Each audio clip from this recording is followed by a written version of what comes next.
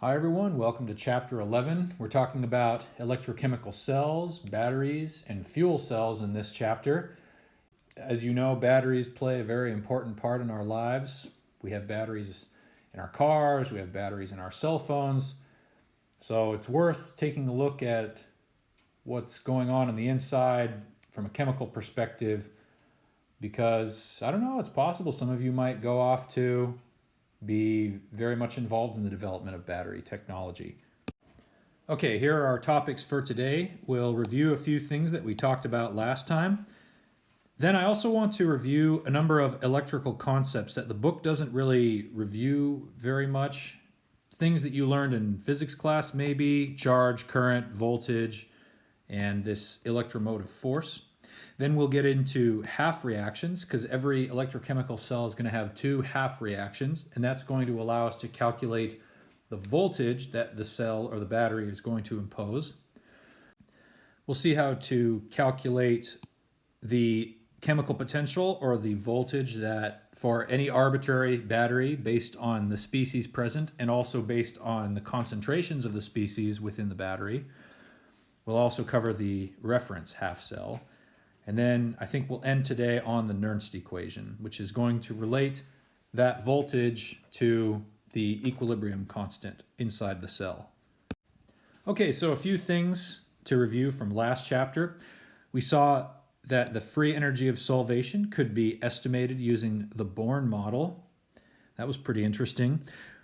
We extended the idea of an activity and an activity coefficient to the electrolyte solutions. And the Debye-Huckel theory was one of the ways to calculate that activity coefficient directly. We also saw methods of using iteration in combination with the Debye-Huckel theory to calculate an equilibrium constant or a dissociation constant if we're referring to an acid. The methods that we covered in last chapter are not the most sophisticated ones out there, but they're good starting points. And then from a previous chapter, I just want to refresh your memory that the Gibbs free energy change of a process is equal to the maximum amount of non-expansive work that the system could perform. And this is going to be relevant for this chapter because forcing an electric current against a voltage is going to be a form of non-expansive work.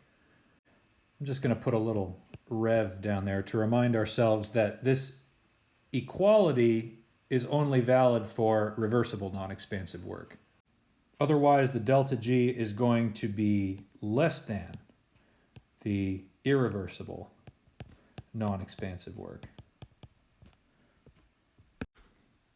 Okay, on this slide, we're reviewing a number of key concepts that you may have not even seen since a physics class. And we'll start with charge. Now, to me, charge is one of the most fundamental things in the universe. So for that reason, it's a little bit hard to define. We know that electrons have a certain charge, protons have a certain charge, and unlike mass, for instance, it doesn't change with velocity. Charge remains constant. Charge remains constant whether we change the energy or the frame of reference. So it's just a very fundamental quantity. It may be the most fundamental quantity for all I know. What do we know about charge? We know that like charges are going to repel each other. So if we have two positive or two negative charges, we know that they're going to feel a force that's pushing them apart. In contrast, if we have two opposite charges, they're going to attract one another.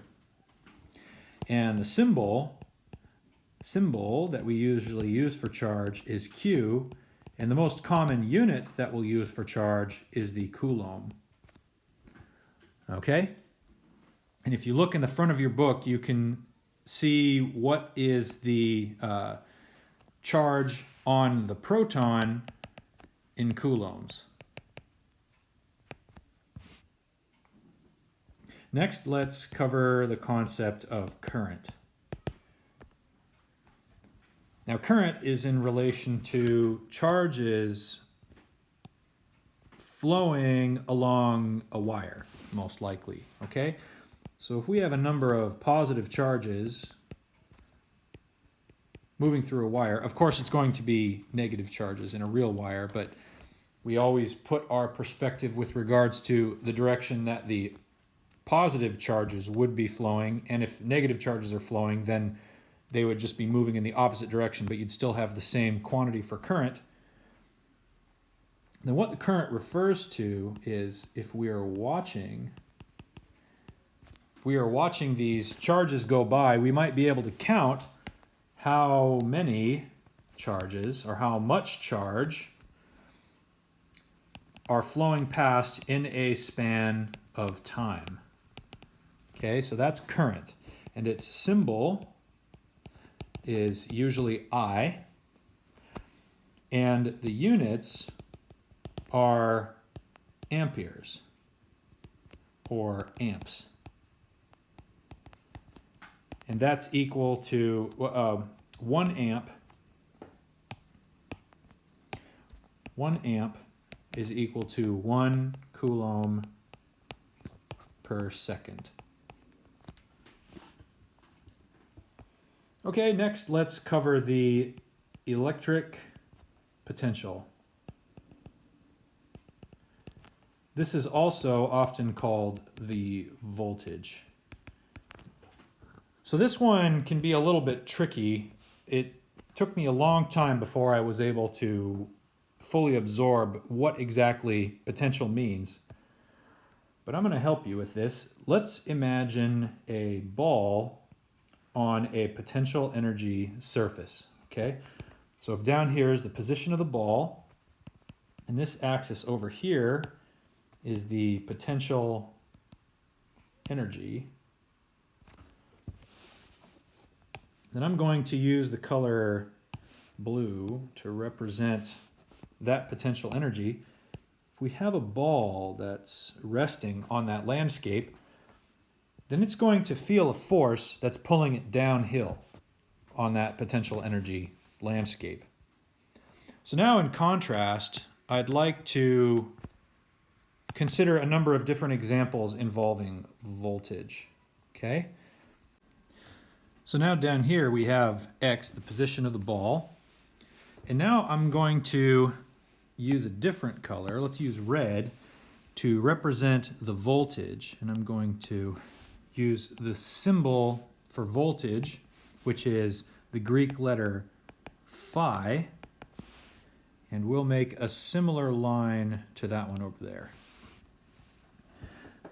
Now, if we have the ball on that landscape, that voltage landscape, then the direction that it's going to roll is going to depend on its charge. So let's say that Q equaled 1 coulomb. That means that the potential energy is going to be exactly the same as that voltage curve. But if we had the same voltage like we did before,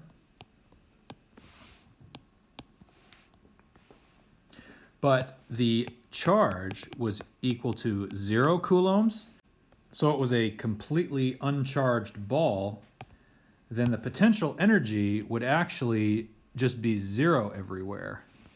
And the ball would not move because it has 0 charge, therefore there's going to be no slant to the potential energy and it will feel no force because it's got 0 charge. Now let's consider the situation, again depicted position of the ball, voltage over here. Now let's say that the charge on the ball is -1 coulombs. Voltage looks the same. But now the potential energy is actually going to be slanted in the exact opposite direction, and it's going to be a mirror image along this x-axis here of that voltage. So the ball that's resting on that landscape is going to roll in the exact opposite direction. Notice that I've used this Greek letter phi to represent the voltage, Sometimes you'll occasionally see it represented with the symbol V. That's also possible. One last thing, the units of voltage are the volt. And 1 volt is equal to 1 joule per coulomb. So if you multiply a voltage times a charge, then you get an energy. Back up here on this slide, this final note that I want to make here is it can be helpful to think of electric current using the analogy of water flowing in a pipe. So if we think of the volume of water, like the number of liters, that's a lot like charge, okay? So if we make sort of a shift in perspective here where charge is like the volume of water, then a flow of volume per time, which would be like, oh, how many gallons per minute or how many liters per second are flowing through the pipe, well, that's a lot like the electric current. And it just so happens that the pressure in a water pipe is a lot like the voltage, because pressure times volume gives you something like an energy, and charge times voltage also gives you something like an energy.